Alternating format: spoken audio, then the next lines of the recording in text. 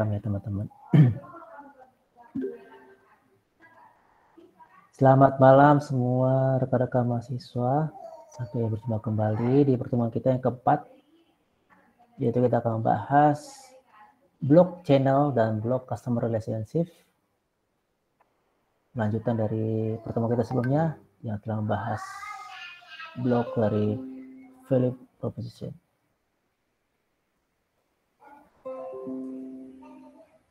Kita langsung saja. Tujuan pembelajaran kita hari ini adalah supaya kita dapat memahami desain blog channel, dan yang kedua kita bisa memahami desain blog customer relationship.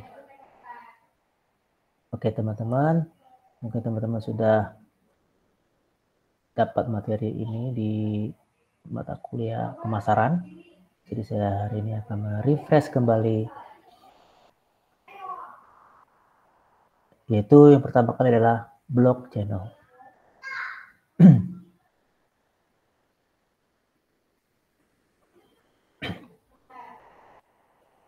Nah, di dalam blog channel ini itu bagaimana Anda berkomunikasi dan menyampaikan value proposition yang Anda miliki agar dapat menjangkau segmen market Anda yang telah Anda targetkan.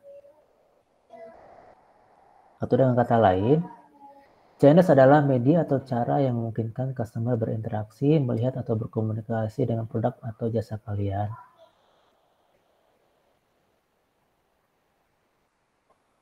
Dan channels dapat menggunakan cara yang pertama langsung. Nah, contohnya adalah marketing atau tenaga penjual sendiri. Kita punya toko sendiri dan kita punya saluran distribusi sendiri. Atau dengan cara tidak langsung, dengan contoh kita menggunakan freelance, toko pihak lain, atau mengalihdayakan pos perikanan. Kita memberikan tugas maksudnya kepada bagian perikanan. Dan yang ketiga, kita menggunakan cara tradisional. Yang tradisionalnya adalah iklan dalam bentuk spanduk, poster, katalog, brosur, atau iklan di radio, televisi, ataupun surat kabar, dan tempat untuk bertemu langsung. Itu salah satu yang cara penyampaian kita, value proposition kita yang kita miliki dengan bertemu langsung dengan customer. Nah, yang keempat, kita menggunakan cara yang modern yang saat ini lagi in, ya. Melalui media sosial yang kita ketahui, kita bisa menggunakan media sosial Twitter, Instagram, Facebook, YouTube, ya. Kemudian kita bisa menggunakan blog, ya, atau website maupun email. Nah, itu media-medianya ya, bisa langsung, tidak langsung, tradisional dan modern. Jadi channel ada 4 cara. Kalau saya tanya teman-teman, kira-kira kelebihan apa dari channels yang menggunakan cara langsung? Kelebihannya apa?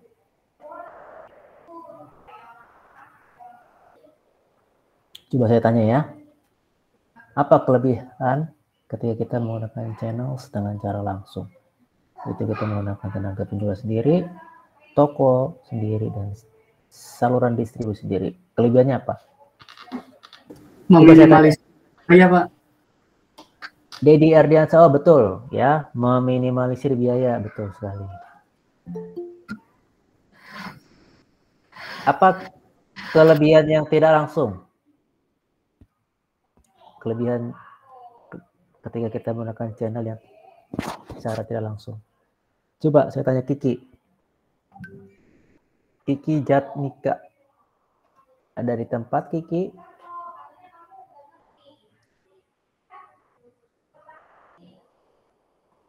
Kiki. Pertanyaan boleh ulang, Pak? Oke, saya ulangi lagi. Kelebihan apa ketika kita menggunakan channel yang secara tidak langsung? Yaitu kita menggunakan freelance, toko pihak lain, atau mengalihkan daya proses perikanan. Kelebihannya apa? Oh, bentar, Pak. Kelebihan secara tidak langsung ya kita bisa memanfaatkan orang lain ya, Pak. Sehingga kita bisa fokus pada usaha-usaha yang lainnya seperti itu, Pak. Oke, kita bisa Jadi memanfaatkan bisa orang lain. makan orang lain. Jadi kita bisa fokus terhadap usaha-usaha lainnya. Dan secara tidak langsung juga bisa mengembangkan usaha kita mungkin ya untuk lebih dikenal sama yang lain. Ya, Masuk betul ya. Masuk. Itu artinya kita bisa memperluas market kita jaringan ya. sendiri. Ya, Ya. betul. Itu kelebihannya menggunakan cara tidak langsung. Kalau yang menggunakan cara tradisional, yang lain kelebihannya bisa dijawab?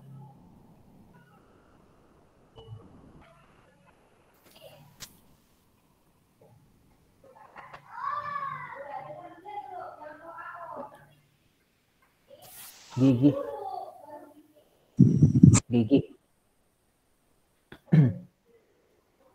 Gigi ada Gigi Bayu. Gigi. Iya Pak, ada Pak. Ada. Apa Ya. kelebihan ketika kita menggunakan channel secara tradisional? Kalau tradisional menurut saya jangkauannya luas dan mungkin bisa dibilang nggak terbatas ya, karena misalkan contohnya kita taruh spanduk di iklan di jalan gitu. Ya. Kita kan banyak orang yang lewat situ, kita nggak bisa batasi dan banyak yang baca sih Pak. Mungkin tersebarnya lebih luas gitu. Oke. Betul ya, lebih luas lagi ketika kita mengiklankan di radio televisi. Kalau dengan cara modern, sama ya, tambah lebih luas lagi. Kita bisa menjangkau dunia maya, para netizen ya. Tapi ada kelemahannya. Kalau menggunakan cara tidak langsung atau tradisional, pasti kita bebannya akan semakin meningkat. Tinggi. Ya, semakin tinggi. Itu. Nah, dari empat cara ya kita menyampaikan value proposition kita pada customer. Nah, di situ kita menentukan nih media apa yang paling tepat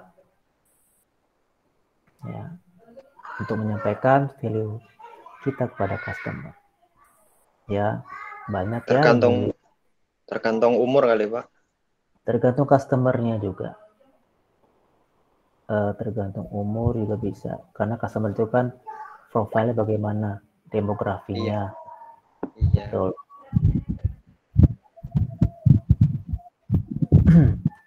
Nah,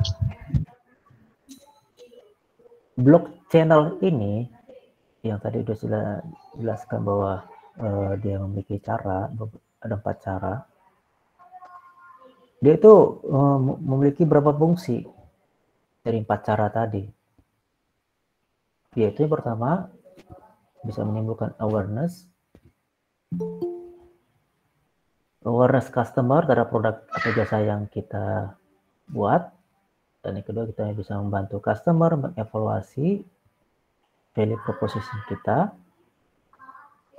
Dan yang ketiga, kita bisa membantu memfasilitasi customer membeli produk kita atau jasa kita. Yang keempat, kita bisa menyampaikan value proposition kita pada customer. Dan yang kelima, kita bisa mengadakan akses purna jual atau support kepada customer. Oleh karena itu, All Order ya yang membuat bisnis model generation ini membagi channel dalam 5 fase. Pertama, awareness. Oke, saya tanya ke teman-teman juga. Kira-kira channel apa di fase awareness ini yang bisa digunakan untuk menyampaikan value proposition kita kepada customer. Fase awareness itu artinya kita membangun kesadaran pada customer.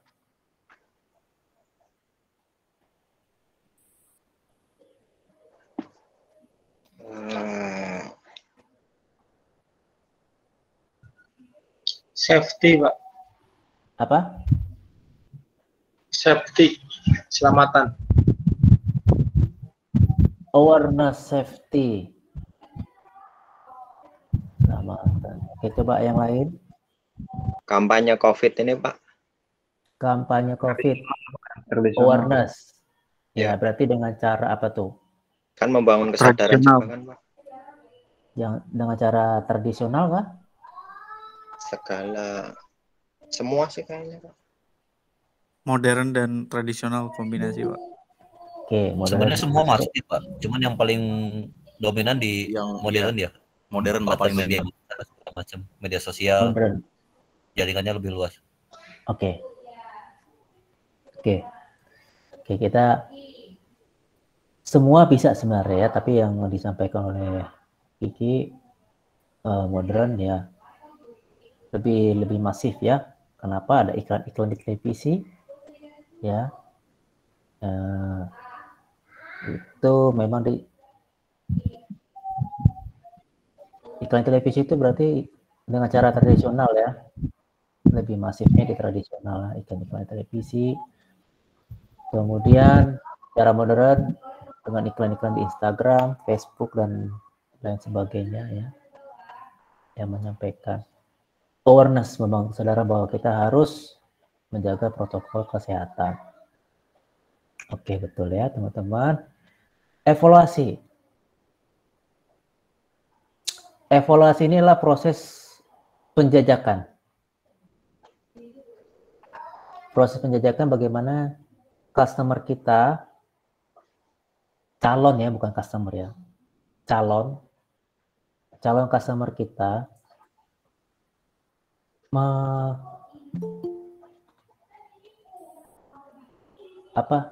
tertarik dengan produk kita. Fase yang kedua, ini proses penjajakan nih.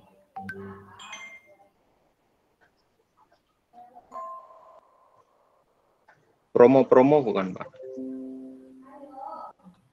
Bisa promo-promo. Nah, contohnya adalah kalian pernah ke tempat Electronic City di mall atau di mana gitu? Iya, Pak, pernah, tapi nggak pernah beli. Iya, tapi pernah masuk ya? Pernah, cuman lihat-lihat. Oke. Jadi di situ bisa kita dapatkan namanya fase kedua, evaluasi. Jadi kita ini calon customer, produk A, B, C itu kan mereka memiliki tenaga penjualannya sendiri, artinya salesnya produknya mereka kan. Nah, sales produknya mereka, A, B, C-nya tadi itu pasti menyampaikan sesuatu yang unik dibandingkan pesaing lainnya. Betul tidak? Misalnya Iya. TV A, TV B, TV C. Menyampaikan sesuatu yang unik, yang tidak dimiliki oleh pesaingnya. Begitu juga ketika kita datang ke pesaingnya, dia menyampaikan unik tersendiri dibanding dengan pesaing lainnya. Yang ketiga, sama juga, dia menyampaikan unik tersendiri atau value proposition tersendiri yang duanya juga nggak memiliki. Nah, di situ, proses kita mengevaluasi itu. Kita mana yang lebih pas kita pilih. Sudah pasti kita memilih pas sesuai kebutuhan sesuai apa? Kantong juga ya. Jangan sesuai keinginan. Kalau keinginan mah semuanya pengen dimiliki. Tapi sesuai kebutuhan dan sesuai pastikan kantong. Nah itu dipanjajakan nih. Seperti itu evaluasi. Jadi misalnya tenaga penjualnya bilang, wah Pak, kemarin ada Bapak di sini itu baru beli loh Pak. Baru beli nih. Kemarin ada berapa Pak? Kemarin itu belinya udah 10 loh Pak. Kalau yang lain mah enggak Pak. Sedikit. Ini sehari kita mengeluarkan 10 produk ini loh Pak. Yang TV ini. Wah kita kan gimana enggak tertarik dengan ceritanya begitu. Pengalamannya ya kan. Ya seperti itulah caranya ya. Itulah namanya fase kedua evaluasi. Baru yang ketiga adalah pembelian. Pembelian kita bisa secara fisik atau non fisik. Kalau fisik kan secara tunai, kalau non fisik secara non tunai. Ya, bisa melakukan transfer. Nah, itu ya fase yang ketiga. Baru ketika kita membeli, nah bagaimana barangnya nih? Value purpose-nya tadi apa yang disampaikan? Oh, tentang Pak, kita akan antar. Tadi kan gitu value purpose-nya tadi. Kita akan antar sampai tujuan, kita pasang semua, Bapak tenang aja, aman. Nah, itu delivery. Kita bagaimana menyampaikan value seperti tadi kita sampaikan tadi di nomor 2. Supaya apa? Kita bisa memenuhi janji yang kita sampaikan yang di nomor 2 tadi. Jangan sampai ketika kita membeli, janji-janjinya nggak disampaikan lagi, nggak bisa dipenuhi kan. Nah itu yang kecewa tuh customer itu. Gitu. Yang kelima, after sales. After sales ini kira-kira untuk produk apa ya?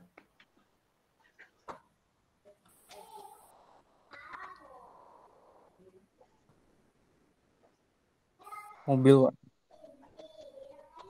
Mobil, apa tuh mobil? Kendaraan. Yes, Biasanya spare part, Pak. aksesoris Spare part. gitu, Pak. Aksesoris juga modifikasi kan. Modifikasi, misalnya kita jual mobil, after sales-nya apa? Oh, maaf Pak, saya Spare part, Pak. nangkepnya aftermarket, Pak. Bukan. Apa? Spare part. Ya, betul. Spare part ada di mana-mana. Tenang aja, Pak. Spare part ada di mana-mana. Bapak di daerah apapun ada. Apalagi kalau after sales. Garansi masuk garansi. Garansi. Masuk garansi. Harga jual kembali itu, Pak. Betul. Harga jual kembali. Kalau jasa. Tadi kan kita bicara produk. Kalau jasa, after sales-nya apa? Kita jual jasa nih. Garansi. Garansi, Pak. Bisa garansi, bisa. Kalau di dunia kontraktor kan jasa ya. Ya. Itu di akhir penyelesaian tuh 5% lagi itu namanya retensi. Itu namanya pemeliharaan. Nah itulah after sales-nya. Jadi digaranti selama berapa bulan, tapi dibayar juga sih nantinya. Seperti itu bisa juga kalau jasa. Apalagi? Nggak ada lagi kira-kira after sales ya. Channel-channel yang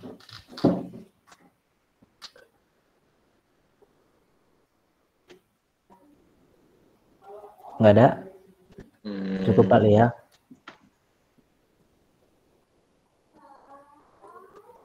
Cukup ya. Banyak sih, tapi bisa kalian ekspor nanti ketika tugas ya. Oke, teman-teman. Kita lanjut ke blok customer relationship. Kalau namanya relationship, berarti kita harus menjalin hubungan dengan Pacaran. baik. Ya, itu kalau yang lagi jatuh cinta ya. Nah, bagaimana produk kita juga bisa membuat jatuh cinta si customernya ya. Jadi customernya benar-benar mencintai produk kita gitu. Nggak akan lari dah. Bagaimana caranya?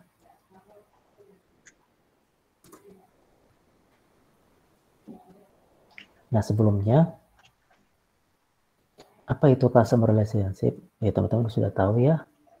Itu adalah hubungan antara perusahaan dengan segmen customer tertentu ya, di mana ada berbagai jenis hubungannya, dan hubungan ini bervariasi mulai dari yang personal secara pribadi ataupun yang secara otomatis tanpa ada pribadi interaksi ya.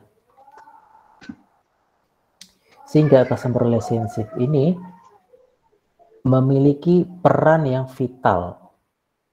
Nih, disinilah memiliki peran yang vital, karena memiliki fungsi apa?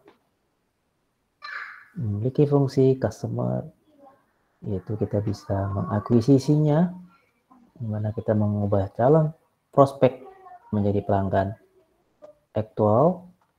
Yang kedua, kita bisa mempertahankan pelanggan yang ada. Dan yang ketiga, kita bisa meningkatkan si penjualan. Jadi itu teman-teman, peran yang vital. Kalau kita tidak memiliki hubungan yang baik dengan customer,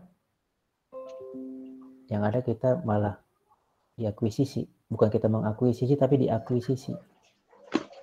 Dan yang mana yang ada malah kita tidak bisa mempertahankan pelanggan. Pelanggan yang malah lari. Kalau pelanggan udah lari ya boro-boro meningkatkan penjualan. Yang ada penjualan yang semakin menurun. Nah itu makanya customer relationship memiliki peran yang vital. Pedagang musiman itu nggak pernah mempertimbangkan ini, Pak. Gimana? Pedagang musiman nggak pernah mempertimbangkan ini. Oh, pedagang musiman seperti apa? Misal mudik itu, waktu mudik itu kalau orang jualan kan nggak mikir besok. Jual mahal semua. Oh iya, betul. Di rest area atau di mana? Pengalaman ya. Iya. Haji mumpung. Iya. 50.000 apa? Satu mangkok baksonya 1 butir 15.000. Oh iya. Itu beda ya, kalau musiman seperti mudik emang beda. Tapi Beda. dibolehkan Pak kayak gitu Pak?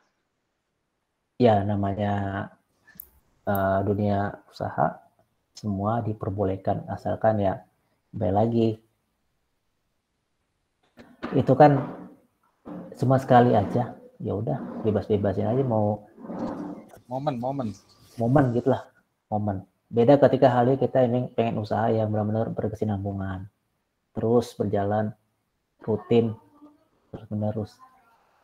Nah ini kita menggambarkan di sini ada yang pertama adalah personal assistant, jenis hubungan yang pertama, di mana kita membangun hubungannya dengan customer yang sudah ada, itu didasarkan pada interaksi seperti tatap muka ataupun non tatap muka.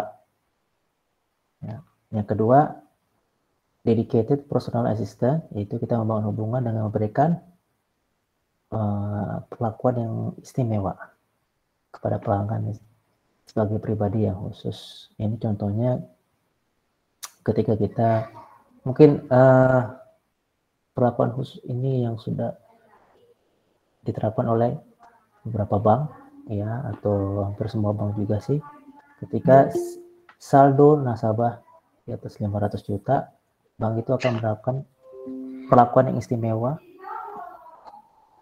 Jadi sedikit dibedakan dengan customer yang di bawah saldo 500 juta. Apa yang perlakuan istimewanya? Nah, kalau ketika mau store atau ketika ngantri di customer service, dia tidak perlu ngantri di depan itu, dia ada ruangan tersendiri. Terus disediain kopi atau minuman. Jadi benar-benar diperlakukan secara istimewa khusus. Baru tahu Pak. Oh baru tahu ya? Ya iya, belum pernah punya segitu.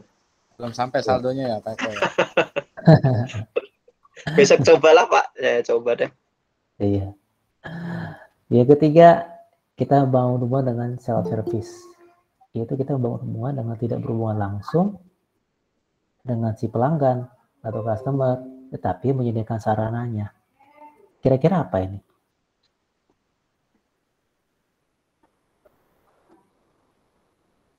Kita membangun hubungan, tapi tidak berhubungan langsung dengan pelanggan, tapi menyediakan sarananya.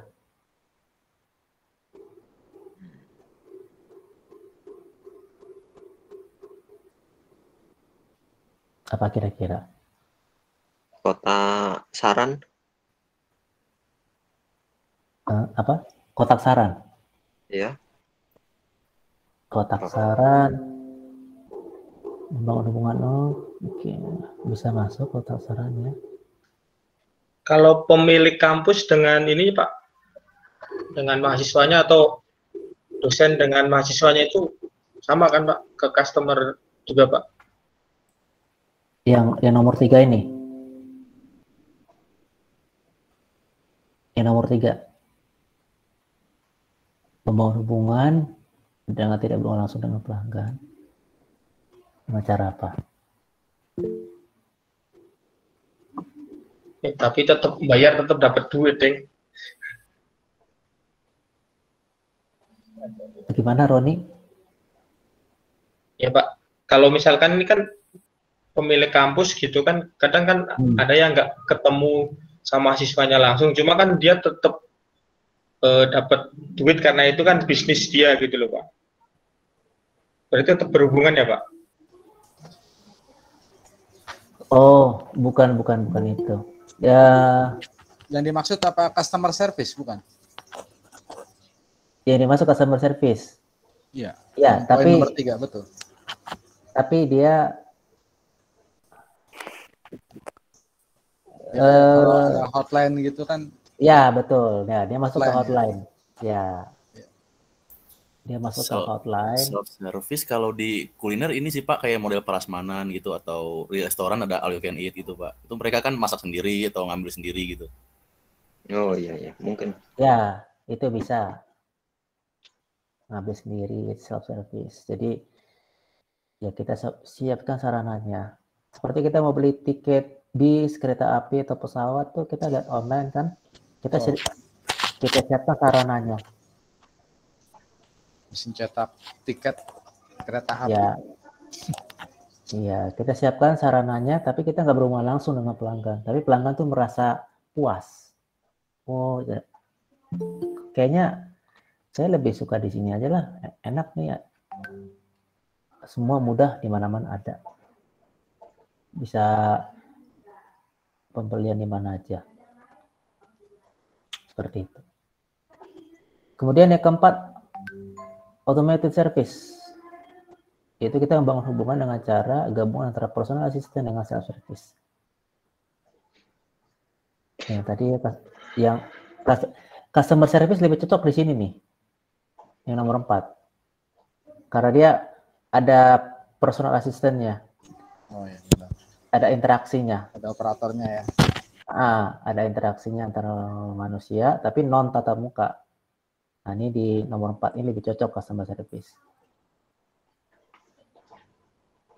Community. Bagaimana kita membangun hubungan dengan masuk ke dalam wadah kelompok yang berdasarkan hobi atau kepentingan ya. Komunitas. Kalau kita punya produk baju untuk bersepeda gitu kan. Bagaimana kita membangun hubungan dengan komunitas sepeda nih supaya produk kita laku atau produk kita dipakai atau mereka mau beli. Yang keenam, co-creation. Jadi hubungan yang keenam ini adalah kita membangun hubungan dengan melibatkan pelanggan untuk menciptakan nilai bagi pelanggan itu sendiri. Contohnya adalah jasa desain interior ataupun eksterior. Kalau teman-teman sudah pernah mengalami renovasi rumah ataupun bangun rumah, Jadi situ kan teman-teman akan, misalnya teman-teman itu menggunakan jasa, ya, ataupun teman Anda yang memiliki keahlian dalam bidang mendesain. Nah, di situ ada perannya, namanya itu jenis hubungannya co-creation. Artinya apa? Ketika desain sudah dibuat, pasti akan di-share kepada customer, calon customer. Gimana Pak dengan ini? Gimana Bu dengan desain ini, cocok? Atau Ibu mau ada tambahin atau apa, gimana? Nah, akhirnya setelah saling berinteraksi, Pak saya mau begini, saya mau gini. Nah, disitulah timbul namanya pelibatan dengan penciptaan nilai bagi pelanggan itu sendiri. Jadi desainnya itu bukan benar-benar dari mereka, tapi ada campur tangan di pelanggan. Seperti itu. Sehingga dari jenis-jenis hubungan yang tadi, jadi kita bisa menjawab jenis hubungan apa yang diharapkan masing-masing segmen pelanggan untuk kita bangun dan pertahankan bersama mereka. Nah, dari 6 tadi jenis hubungan apa yang diharapkan. Tapi masing-masing segmen beda ketika kita mencantumkan segmen anak-anak dan segmen eksekutif. Ya jelas dong berbeda ya. Jenis hubungannya jelas berbeda lah. Ya, kita akan memakai yang kalau anak-anak ya kita memakai yang personal assistant. Tapi kalau yang eksekutif menggunakan dedicated personal assistant yang perlakuan istimewa. Seperti itu. Nah, kalau misalnya sudah punya usaha, nah jenis hubungan apakah yang telah kita bangun? Itu kalau kita udah punya usaha. Kemudian kita nge-review. Pas nggak dengan segmen kita ini? Dan yang ketiga, seberapa mahalkah jenis hubungan itu? Dan yang keempat, bagaimana pelanggan tersebut terintegrasi dengan model bisnis kita yang lain. Misalnya, bisnis kita bukan ada satu, tapi ada yang dua. Bagaimana terintegrasi enggak? Gitu. Jadi, dua bisnis yang kita punya itu berkesinambungan. Jadi bisa nggak terintegrasi dengan jenis hubungan ini, bisa nggak terintegrasi, disambungkan, apanya, saling berhubungan. Nah, dari perannya si customer relationship ini, ya, dengan 6 kategori tadi jenisnya, perannya ini sangat penting dan very important sebenarnya untuk menambah lagi pelanggan yang bisa dilayani. Sehingga apa tujuannya? Meningkatkan sales. Nah, ini yang harus kita jaga. Nah, kalau kembali lagi pada pertemuan kita yang sebelumnya, kita lanjutkan pada Universitas X, yaitu tempat kita belajar sekarang, Pelita Bangsa. Kira-kira menurut kalian channel apa yang diterapkan oleh Pelita Bangsa sekarang ini? Siapa yang bisa jawab?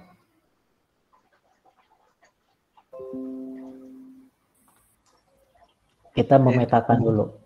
Apa aja channel yang diterapkan oleh Pelita Bangsa sekarang ini? Coba. Satu apa? Modern ada, Pak. Modern apa modern? Kan suka posting di IG juga, Pak. Betul. IG. Kemudian? YouTube. Facebook. Terus Facebook grup ada? Telegram juga ada, Pak. Ada, Pak. Facebook ada, Telegram ada. Oke. Terus? Website ada nggak website? Ada, toh? Ada, Pak. Ada. Ada. Email? Email ada nggak? Belum ada ya? Ada, Pak. Di alamat. Email ada ya? Oke, berarti kalau modern 6-6-nya di gunakan. Disikat. sikat semua. Kalau tradisional,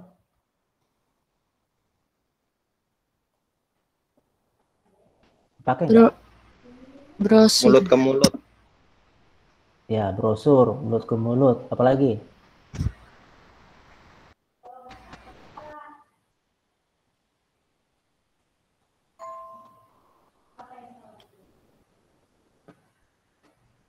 Ada nggak iklan dia di radio? Nggak pernah denger radio, Pak. Nggak pernah ya. Apalagi televisi ya. Kalau secara tidak langsung ada nggak?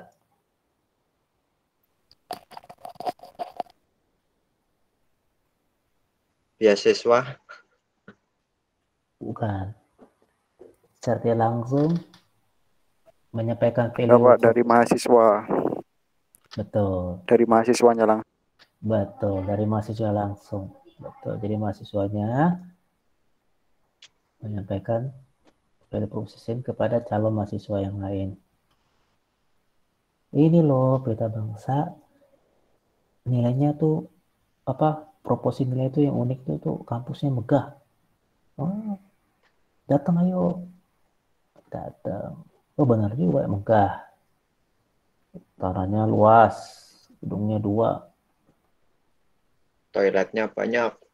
Toiletnya. Nah itu. Kalau cara langsung ada nggak?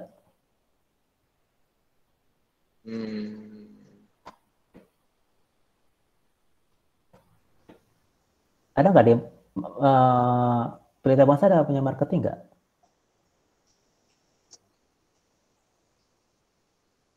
Awal kali ya Pak. Sekarang udah ditinggalkan mungkin.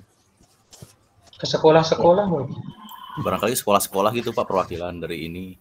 Ya, betul. Itu marketing. Ya, sekolah-sekolah.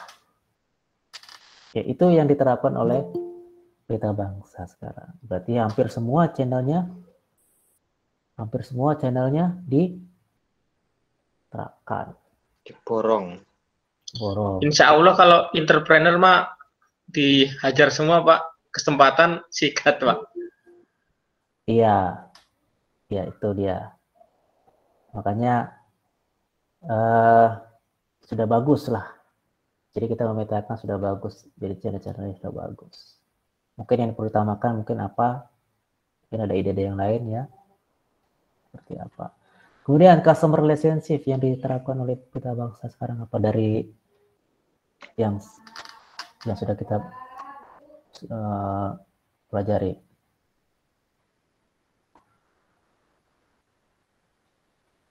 Customer relationship ada berapa hubungan? Ada 6 ya? Ada 6 kan? Mana Pak? Ada jenis hubungan ada berapa? Ada 6. Yang pertama apa? Personal assistance. Ya, personal assistance. Kira-kira dipakai nggak oleh Pelita Bangsa? Pakai. Ya, pakainya dia menggunakan apa?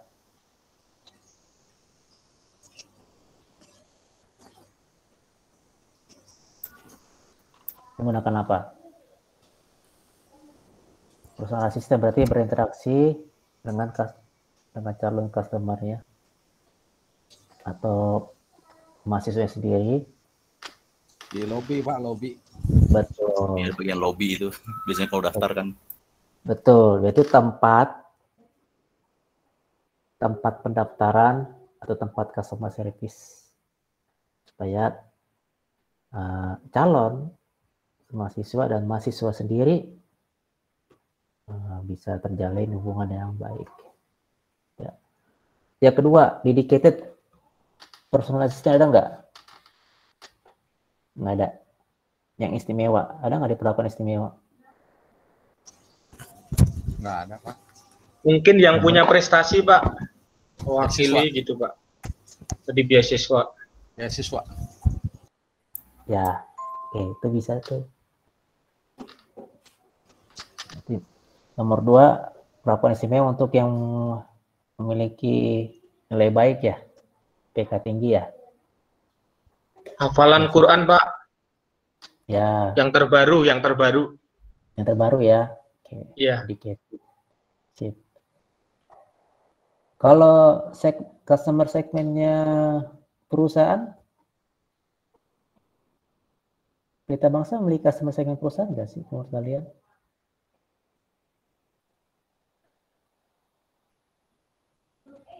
Punya, Pak. Ada, Pak. Ada ya. Nah, ada nggak diterapkan oleh Pelita Bangsa dia diperlakukan secara istimewa, Pak?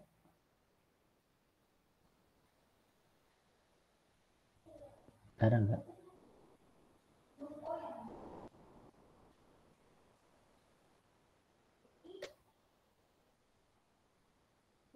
Belum ada. Belum tahu, Pak, saya, Pak. Belum. Belum Ya, tahu. Pernah dengar ya? ya belum. Ya.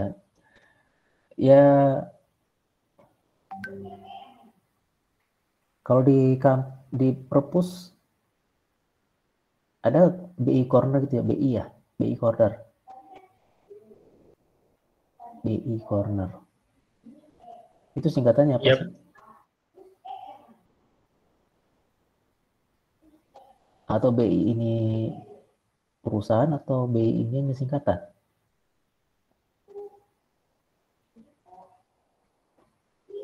Kita kurang tahu ya.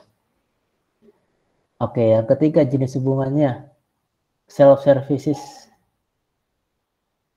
Pakai nggak? Terapa nggak saat ini? Belum ada ya. Calon mahasiswa bisa nggak? Atau mahasiswa bisa nggak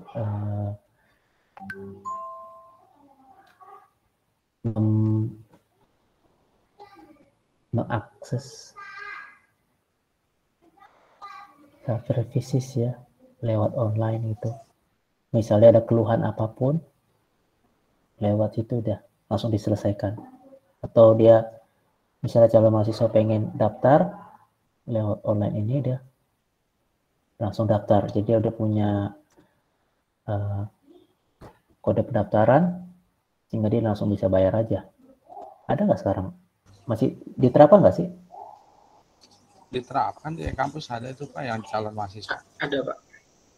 Ada ya, berarti dia tinggal daftar, kemudian dia langsung bayar gitu ya? Iya, ada petunjuk. Jelas sih petunjuknya waktu itu. Jelas ya. Oke, berarti self services di kampus. Kalau automated service, customer service-nya ada ya? Ada. Oke. Community?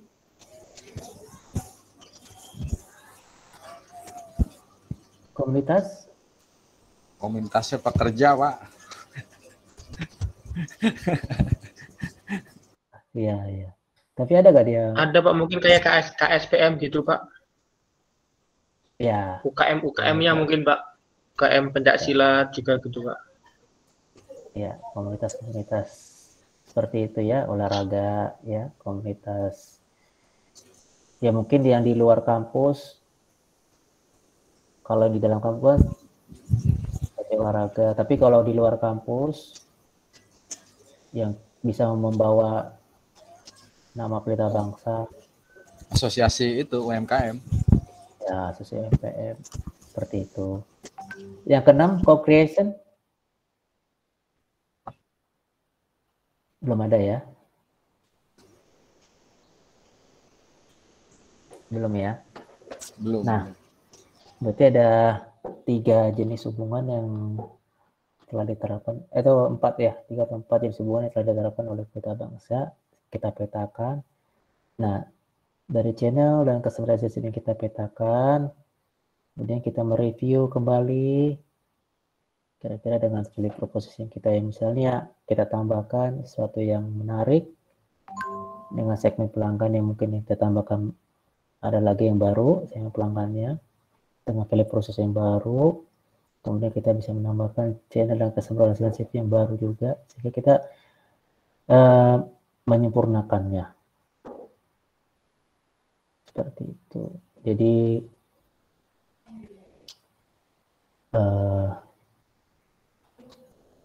bisnis model kanvas ini sangat-sangat baik untuk bisnis ketika mengalami perubahan atau adaptasi terhadap kondisi-kondisi yang sangat-sangat dinamis. Seperti itu, teman-teman. Oke. Sekian dari saya untuk pertemuan kita kali ini.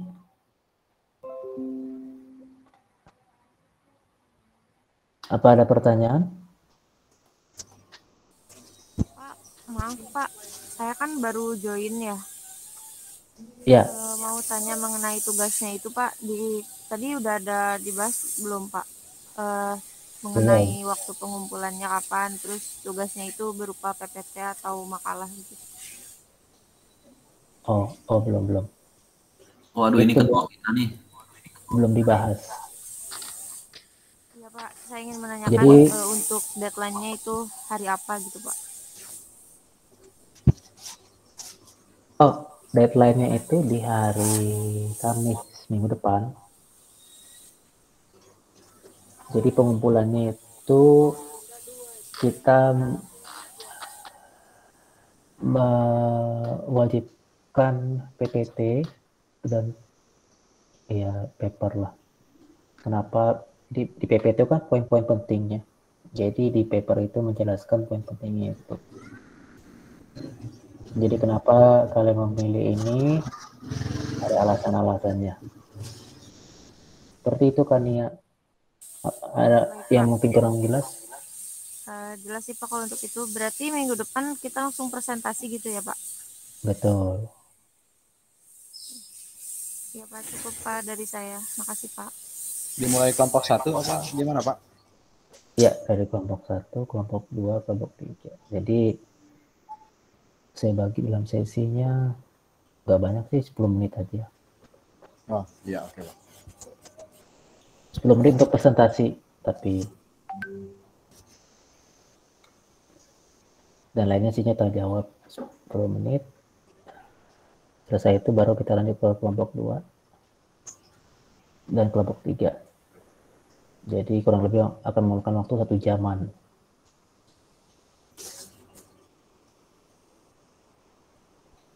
Baik Pak. Siap Pak, siap. Pak mau nanya Pak. Ya.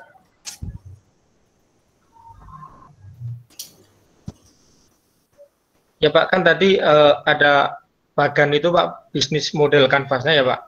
Jadi misalkan nanti apa yang kita terangkan itu ngambil dari poin-poin yang ada di bagan ini gimana Pak? Gimana?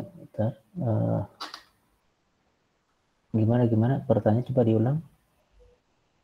Ya Pak, kan tadi kan ada bagan itu Pak di PowerPoint mengenai bisnis model kanvasnya.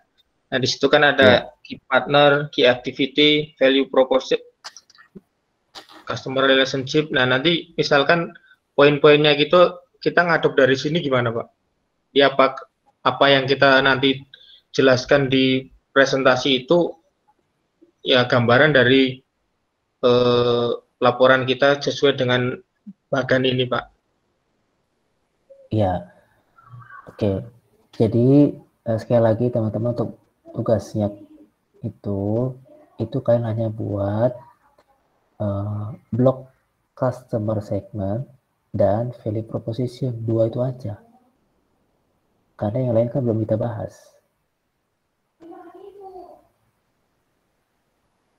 Jadi tugasnya kalian misalnya kelompoknya kuliner. Nah, kuliner itu yang kalian yang teliti apa? Yang kalian teliti umpamanya sih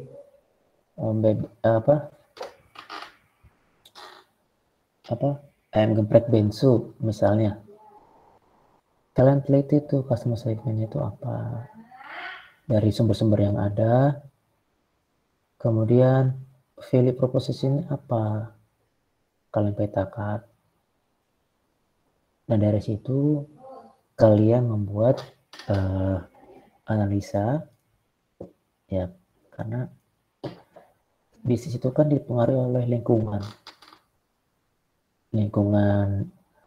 dari pasar ya, lingkungan makro, yaitu ekonomi makro, lingkungan industri, kemudian lingkungan sosial budaya. Itu semua kalian analisa, kira-kira dari 4 analisa itu kalian bisa menciptakan atau menambah customer segment yang baru atau bagaimana yang kira-kira ada peluang di situ. Sehingga dari situ kalian terapkan value proposition apa yang menurut kalian ini, sehingga mungkin kalian akan timbul ide yang baik, yang menarik, sehingga namanya bukan yang saat ini kalian teliti. Misalnya tadi kan geprek bensu, mungkin kalian menerapkan value proposition yang baru yang mungkin jadi ide nama usaha kalian nantinya. Misalnya kelompok geprek apa gitu kan. Disitulah timbul ide bisnis kan. Jadi kalian menambah lagi suatu usaha yang baru di bidang kuliner, tapi kalian melakukan sesuatu yang unik, yang lebih dari si geprek bensu tadi. Seperti itu. Gitu. Kalau yang lainnya belum. Itu saya minta cuma 2 itu aja. 2 blok itu aja. Alhamdulillah, baik Pak.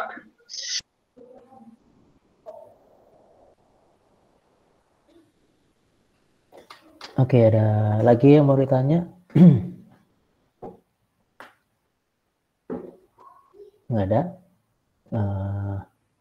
Kalau nggak ada, saya akhiri pertemuan kita hari ini. Semoga pertemuan kita hari ini bermanfaat untuk kita, ya. Dan sampai jumpa di pertemuan kita selanjutnya. Pesan saya, jaga kesehatan dan semoga kita semua selalu dilindungi oleh Tuhan Yang Maha Kuasa. Ya. Terima kasih semua. Selamat malam. Malam, Mbak. Terima kasih, Pak. Malam, Pak. Terima kasih. Sama-sama. Terima kasih, Pak. Ya.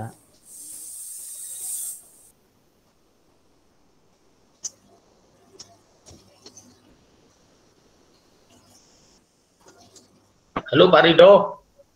Hadir. Mana tugas? Tugas opo? Ya ini.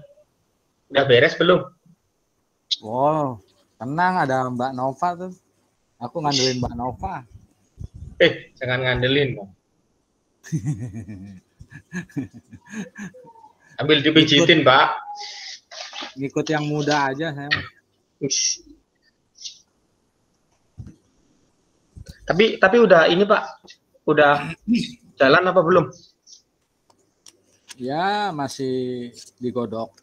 Yang penting kan udah dapet kaitan sama fashion, udah dapet temanya lah, udah ada bahan-bahannya buat dikaji. Tinggal Mbak Novanya ada nggak sih? Sekarang Pak. Kenapa? Mbak Novanya aja nggak sih? Mbak Novanya masih ada tuh. Tapi nggak tahu denger apa enggak. Mbak Nova. Can you help me?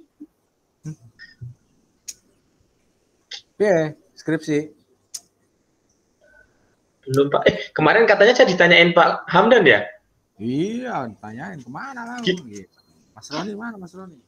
Kan saya kehabisan itu kuota. Oh gitu. Iya. Gimana sih bos sampai nggak punya kuota? Ya nunggu-nunggu gitu Pak kan. Saya pagi-pagi tuh di WhatsApp sama beliau. Terus ditarik gitu. lagi. Pak Hamdan. Oh, di WhatsApp gimana? Ya itu nggak pernah nongol gitu. Ditarik lagi. Aduh. lumayan curi star buat skripsi. Ada seminar. Jadi nanti di mata kuliah skripsi udah nggak berat, tinggal ya, kocek-kocek dikit. Kalau ikut gabung kelas Pak Hamdan boleh nggak sih? Paling nanti saya ngumpetin muka gitu kali ya. Ikutnya ini ya Mas Roni ya? Pak Kurbandi. Pak Kurbandi ya? Telat ngisi KRS ya, kepenuhan ya? Iya. Iya, sama kayak itu, sama kayak apa? Si Febri. Teman kelasku Febri. Telat Tapi aktif, punya akurnya aktif. Aktif, alhamdulillah nih. Kalau dulu kan tahu sendiri lah. Yang manajemen project kan ngerti lah. Kalau sekarang hampir tiap hari kita Zoom. Oh gitu. Ya. Jadi kalau saya nangkep tuh gini, intinya kuliah tuh ya di sini gitu kan. Kayaknya beliau kayaknya mau nggak mau harus ini karena nanti misalkan dia punya mahasiswa yang terlambat, yang malas-malesan gitu, dia sendiri yang repot gitu kan. Karena untuk dosen-dosen seminar bisnis ya tanggung jawabnya di situ, bakal gendong kita sampai ke wisuda nanti. Oh, kayaknya nyambung ke dosen pembimbing ya? Kita udah melekat Pak. Gitu ya. Mereka juga ibaratnya jaga hubungan benar-benar harmonis lah gitu kan. Iya. Tapi udah ada ngumpulin ini draft proposal skripsi. Baru masih judul. Kemarin tuh. Kalau yang ini udah sampai bab 1 gitu kayaknya. Ya, Pak Hamdan udah dorong-dorong suruh ngumpulin bab 1. Cuma ya kalau saya kan ikut grup juga tuh.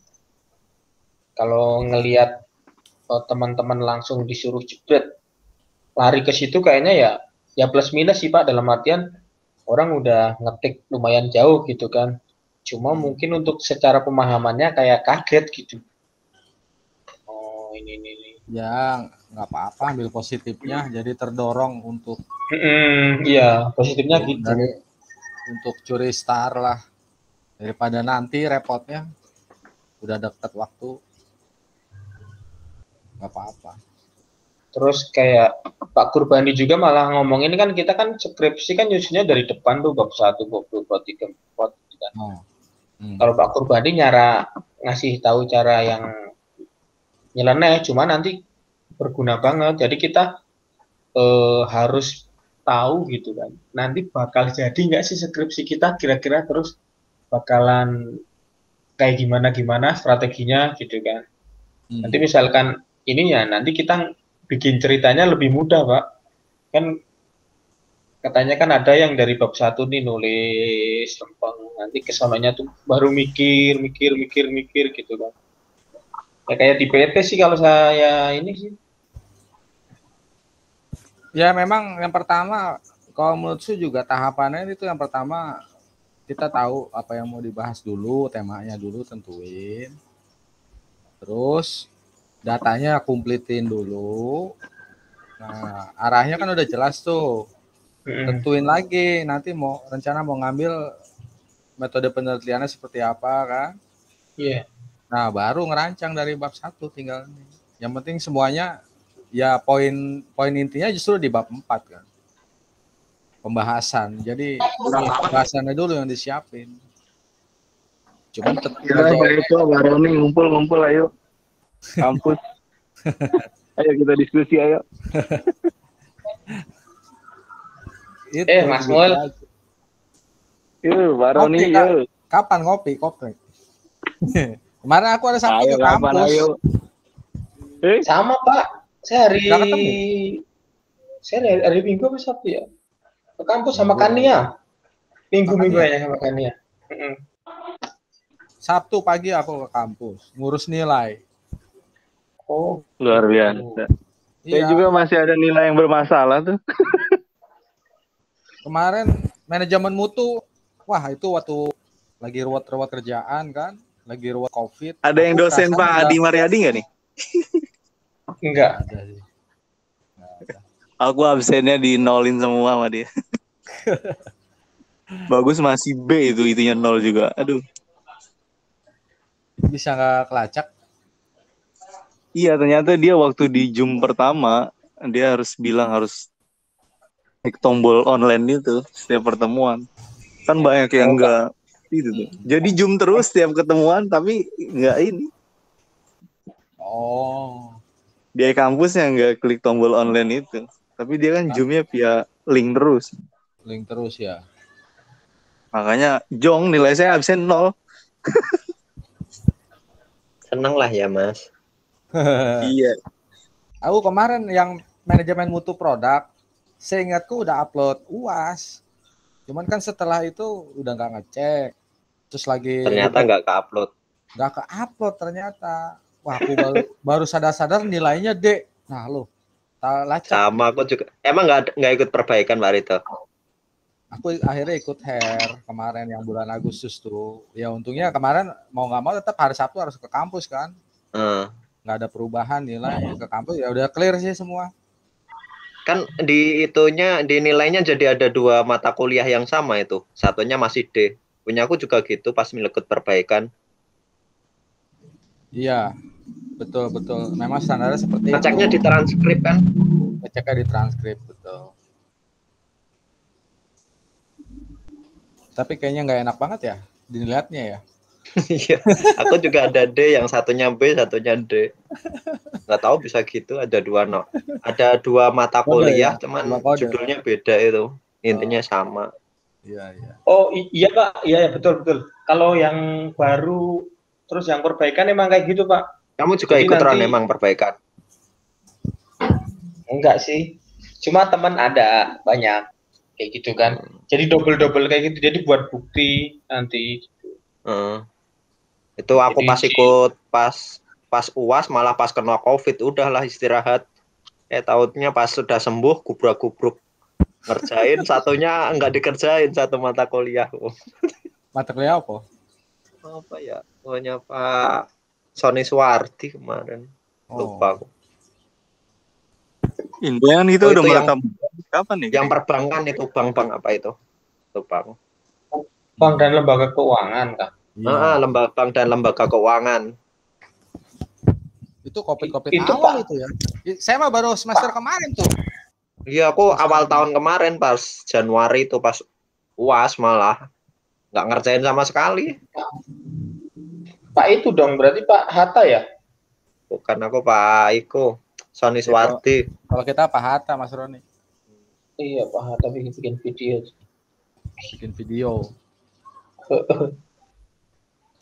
Ya, tapi kalau namanya apa? Yang gitu-gitu ini sih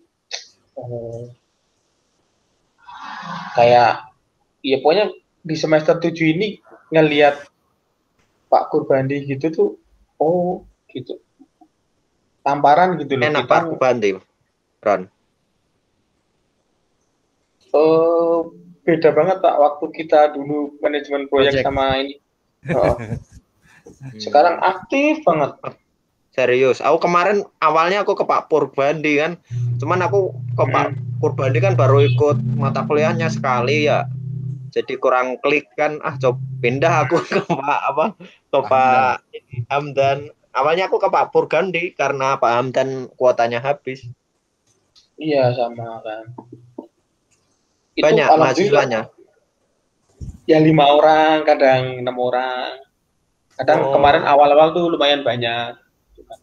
Cuma bener tapi loh, semuanya ada 15 anak kayak? Ada.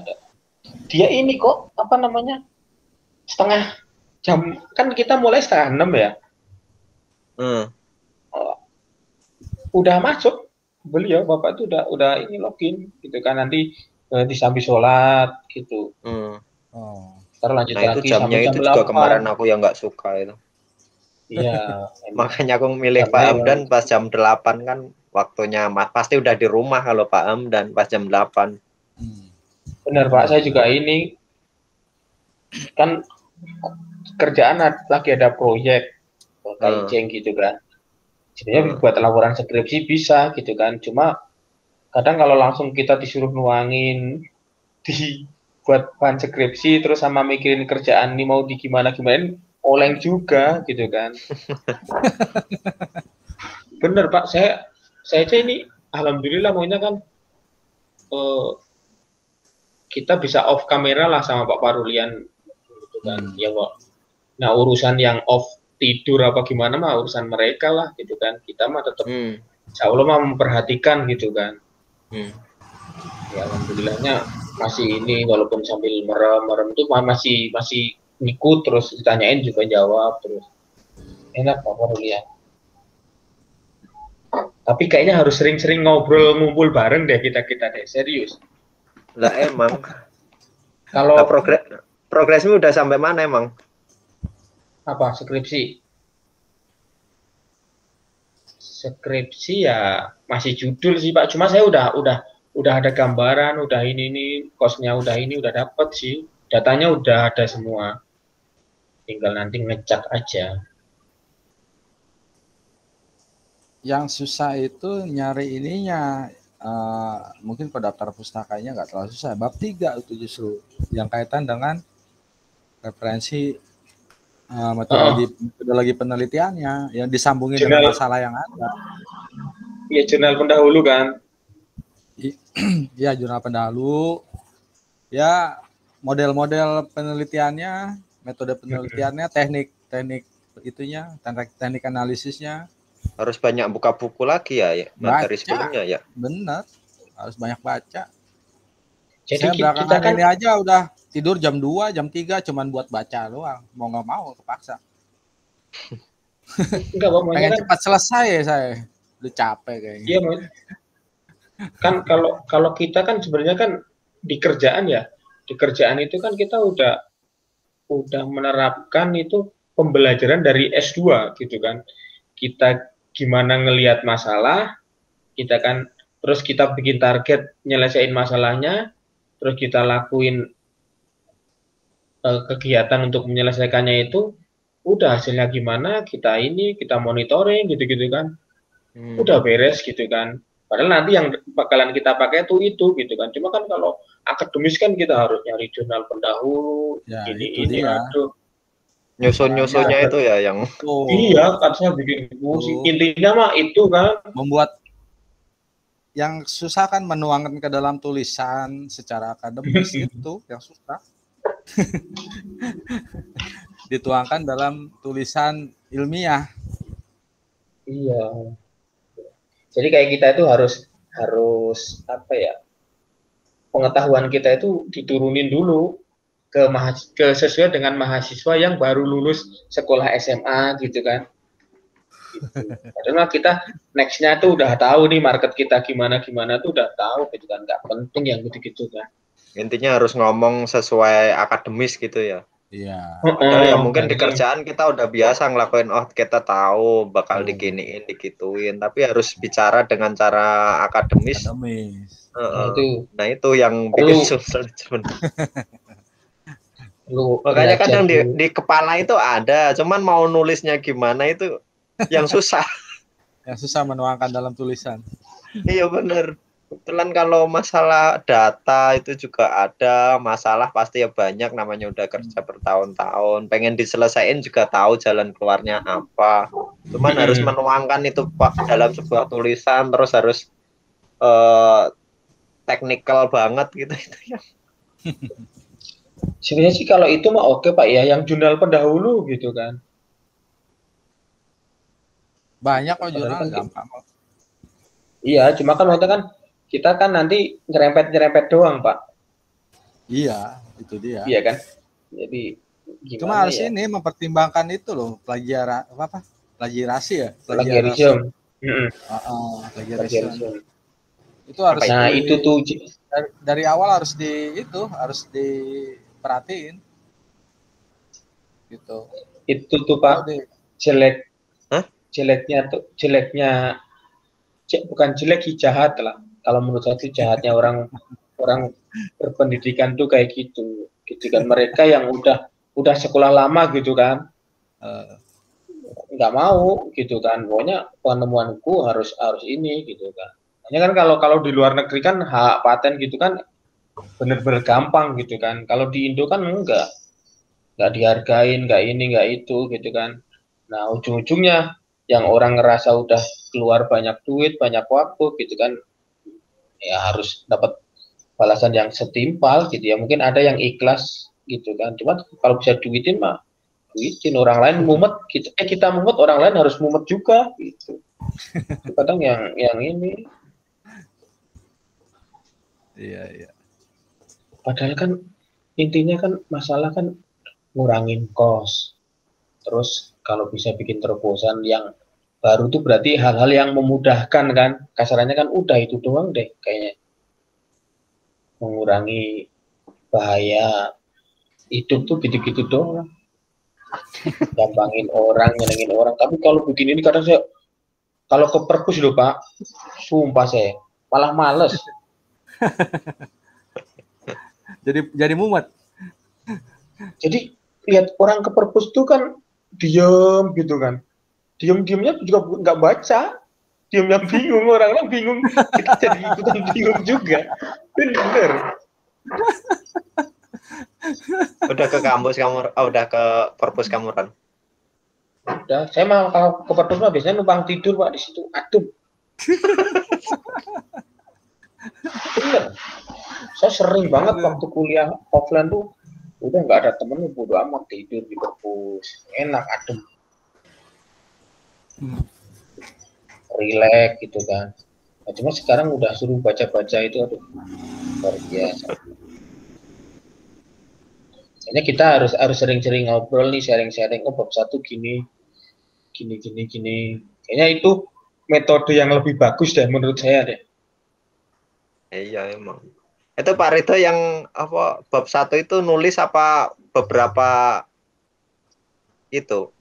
Beberapa aku ambil kutipan, cuman aku nanya senior di universitas lain ya. Ya, jadi tipsnya itu kita itu juga. Yang penting mah jadi dulu, Pak. Kalau udah jadi, nanti masalah kita harus itu ada nanti ada uji itu kan, uji plagiat kan. Plagiarisme. Nah, baru. Nah, kemarin itu yang bab 1 aku cek di internet tuh plagiarisinya, wah nggak taunya tinggi, medium lah ya. Medium. Cara ngeceknya gimana? Ada di Google ya, cuman kemarin lupa juga itu. Nanti ada yang free sih, ya cuman harus sabar per kata. Memang dia kedetek langsung dari kata-katanya, susunan katanya. Nah itu harus disiasati itu. Aku berapa hari terakhir sebelum paham dan kemarin ngomong aku udah tahu, udah ngerti. Memang kemarin kata pikir jadi dulu lah. Jadi dengan mungkin referensi yang udah ada, jurnal yang ada, kata-katanya tak ambil sebagian, tak adopt dari beberapa website. Itu bener kelacak. Dan persentasenya ada. Terus kalau dilihat, kalau universitas lain aku pernah dengar itu maksimal 20%. Maksimal 20% plagiasinya. Tak cek punya aku udah ada 50% lebih. Iya. Tapi kata-katanya di belakang kita atau gimana? Bisa pengaruh juga. Yang penting ya susunan kalimatnya sih ya bisa dia. Memang yang paham dan benar juga tuh kemarin. Bahasa kita aja yang kita pakai, benar sih. Bahasa kita yang kita pakai. Walaupun intinya sama gitu ya. Walaupun maksudnya sama, tata bahasanya mungkin ya jangan sama persis. Nah, itu mengurangi deteksi.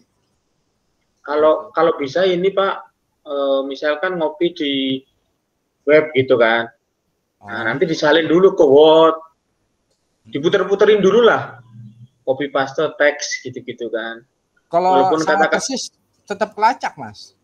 Susunan katanya, Ron. Kalau misalkan bisa. Soalnya saya pernah Pak kayak gitu Pak. Jadi waktu saya itu PKM itu kan saya sering ikut. Ini kemarin dapat 300.000 nih alhamdulillah. Proposal itu loh. Mana itu sama. Ya buat tim lah. Ya sama Bu Wiji kemarin tuh. Nah itu iya. Jadi kita bisa teksnya itu kita diputer-puterin dulu. Gitu. Kalau misalkan kita langsung caplok pindah udah pasti ketangkep. Cuma kalau diputer-puterin ya nggak ngaruh banget, bener kata Pak Ridho. Cuma turun presentasinya gitu kan. Jadi copy text gitu kan. Nanti ini kita potong, kita ketik tangan. Walaupun kata-katanya sama, kalau diketik tangan juga turun loh Pak, jauh itu. Iya. Berarti baca coding juga itu Pak Rito. Iya. Coding ya. Iya, baca selain susunan kata dia baca coding juga kayaknya. Coding copy paste kan bisa baca itu. Iya.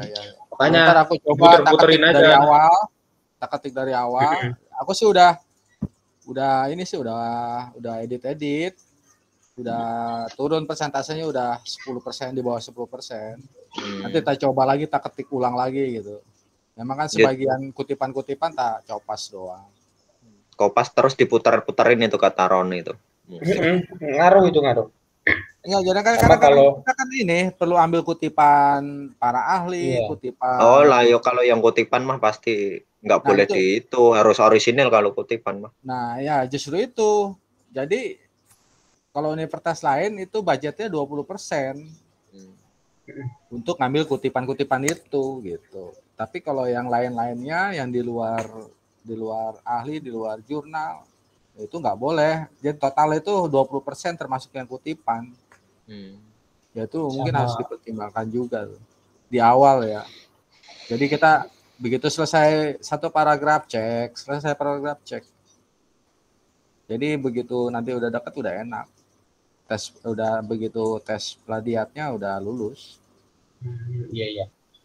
Sama kemarin saya juga diledekin lah sama teman kan yang udah lulus dari Berita Bangsa juga. Oh, skripsi mah nggak usah dipikirin pusing-pusing gitu kan. Nanti tuh kamu bakalan dicecer tuh di pas sidangnya gitu kan. Tuh kamu dicecer habis-habisan tuh gitu kan. Terus ntar nulis-nulis gitu kan. Terus saya ingat lagi di kerjaan gitu kan. Kita kan kalau punya improvement, punya kaijengan bagus, kita ajuin ke manajer gitu kan. Pasti ada revisi kan Pak, gitu kan. Karena kan mereka kan kalau nggak ada revisi ke kita kan gengsi bro, gitu kan. Pura-pura coret-coret aja satu apa dua, padahal mah nggak masalah gitu kan. Gitu kan. Makanya saya mah nulis mah ajar-ajar aja gitu kan. Revisi mah ya emang udah tahu bakalan direvisi gitu kan. Jadi nggak usah bagus-bagus. Jadi kita sodorin ke dosen pembimbing kita itu yang jelek sekalian nggak masalah Pak, sama dia direvisi nih yang jelek nih. Jadi bukan kita yang mikir, biar dosennya yang mikir. Begitu. Ya persentasenya lah jangan terlalu tinggi, kasihan dosennya.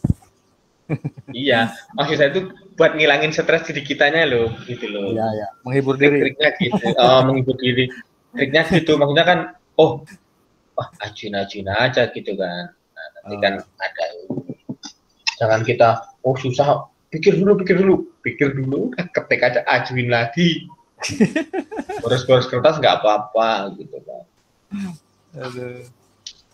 Pokoknya mah, kadang kan orang kan malu nanya, malu ini, padahal udah biarin aja deh yang mikir, jangan kita juga. Udah mentok. Gunanya dosen pembimbing kan.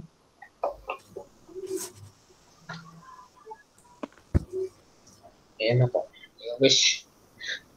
Saya mau pindah ke ini dulu lah, pindah channel telepon dulu. Oke. Kelompok 2. Terus ngopinya kapan? Ayo. Ayolah, aku juga pengen. Aduh. Buru akhir tahun nih, udah susah kerjaan. Udah bikin aja itu janjian di grup. Boleh aku ikut. Besok ini bisa Pak Ridho. Kan Mas Eko kan istrinya pulang kampung tuh. Di rumah Pak Eko ya? Eko siapa? Kata siapa pulang kampung? Eko yang lain, bukan Eko Anda. Lagian adanya aku kenapa nyebut Eko, bukan kompletin namanya.